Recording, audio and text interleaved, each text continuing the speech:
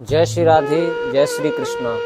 31 अगस्त राधा अष्टमी बड़ा हर्ष का विषय है सभी वैष्णवों के लिए, सभी भगवान के प्रेमियों के लिए। 31 तारीख को हमारी सर्वेश्वरी किशोरी राधा रानी का जन्मोत्सव है। हम सब बड़े धूमधाम से मनाएंगे, लेकिन इसमें एक विषय ये है कि जन्मदिन को कैसे मनाएं, क्या किशोरी राधा रानी को वस्त्र पहनाएं, क्या किशोरी राधा रानी को भोग लगाएं, क्या व्रत की नियमावली है, ये सब आप बड़े ध्यान पूर्वक श्रवण करेंगे। सबसे पहली बात तो ये है कि जिस दिन राधाष्टमी का व्रत हम रखेंगे उस दिन हमें प्रातः काल वेला में जल्दी उठ करके स्नान आदि से निवृत्त होकर के सबसे पहले सूर्य नारायण भगवान को जल देना है, सूर्य नारायण भगवान को अर्घ देना है। उसके बाद भगवान के विग्रह राधा कृष्ण भगवान की अगर आपके घर में मूर्ति है तो उनको पंचामृत से स्नान करवा करके, संभव हो सके तो यमुना जल का भी प्रयोग करें। यमुना जल अगर ना हो तो गंगा जल का प्रयोग आप कर सकते हो। स्नान आदि करवा करके उस दिन किशोरी राधा रानी को कैसे वस्त्र धारण करवाएं, ये भी बहुत अच्छा विषय है, क्योंकि जिस दिन जिसका जन्मदिन होता है तो हमें प्रयास करना चाहिए कि उसी की पसंद की सारी चीज़ चलें। तो हमारे कन्हैया को पीताम्बर पसंद है, हमारे कन्हैया का जन्म जिस दिन होता है हम सब पीले वस्त्र धारण करते हैं। जब हमारी किशोरी राधा रानी का जन्मोत्सव होगा तो हम सबको नीले वस्त्र धारण करने हैं, क्योंकि किशोरी राधा रानी को नीले वस्त्र अति प्रिय हैं। आप प्रयास करें कि किशोरी राधा रानी को नीले वस्त्र पहनाएं। अगर संभव हो सके तो आप भी नीले वस्त्र उस दिन धारण करें, ये भी किशोरी राधा रानी को अच्छा लगेगा।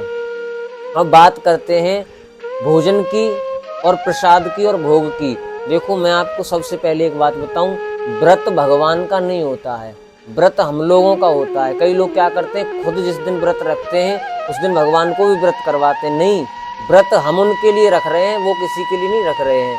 इसीलिए व्रत केवल आपको रखना है, उनके लिए तो आपको अच्छे अच्छे व्यंजन बनाने हैं। उस दिन प्रयास करें कि जो सर्वेश्वरी श्री राधा रानी को जो पसंद हो वही आप व्यंजन बनाएं। तो महाराज जी क्या पसंद है? हमारी किशोरी राधा रानी को एक तो अरवी की सब्जी और दूसरा कढ़ी, ये अति प्रिय है। आप प्रयास करें कि ये भोजन किशोरी राधा रानी के लिए अवश्य बनाएं। और कई बार हमने गुरुजनों की वाणी से सुना है कि किशोरी राधा रानी भोजन बनाने में परिपूर्ण है। सुनने में ये आता है कि किशोरी राधा रानी जो व्यंजन कन्हैया के लिए एक बार बना देती हैं उसको दोबारा कभी रिपीट नहीं करती हैं। इतने व्यंजन बनाना उन पे आता है, इसीलिए पूरी चतुराई के साथ में बहुत सुंदर भोजन बनाएं। भगवान नाम का जप करते करते रसोई में तब उनको लिए भोजन बनाएं। ये हो गई भोजन की बात। अब अगला विषय ये है कि हमें व्रत कब खोलना है। कई लोग कहते हैं कि दोपहर को 12 बजे राधा अष्टमी में व्रत खुल जाता है, लेकिन ऐसा कुछ नहीं है, ये सब बेकार की बात है।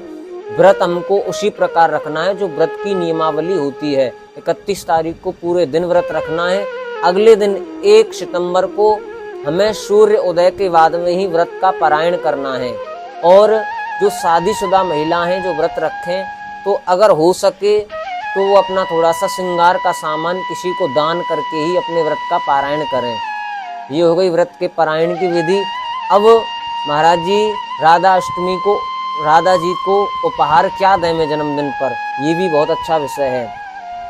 उपहार हमें सदैव वही देना चाहिए जो सामने वाले के काम में आवे या फिर जो सामने वाले को अच्छा लगे। अब हमारी राधा रानी को क्या अच्छा लगता है? हमारी किशोरी राधा रानी को केवल कृष्ण नाम अच्छा लगता है और उन्हें सांसारिक किसी भी चीज की कोई आवश्यकता नहीं है। तो कृष्ण नाम हम कैसे देंगे? कृष्ण नाम हम ऐसे देंगे कि ज्यादा से ज्यादा प्रयास करें कि उस दिन हम पृथ्वी पर रहें। चारपाई का सहारा, बेड का सहारा, सोफा का सहारा, कुर्सी का सहारा ना लें।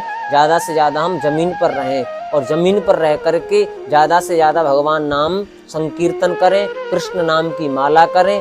अगर आपके गुरु हैं, वैष्णव संप्रदाय पद से आपने अगर गुरु दीक्षा ले रखी है तो ज्यादा से ज्यादा गुरु मंत्र का जाप करके किशोरी राधा रानी को उपहार प्रदान करें।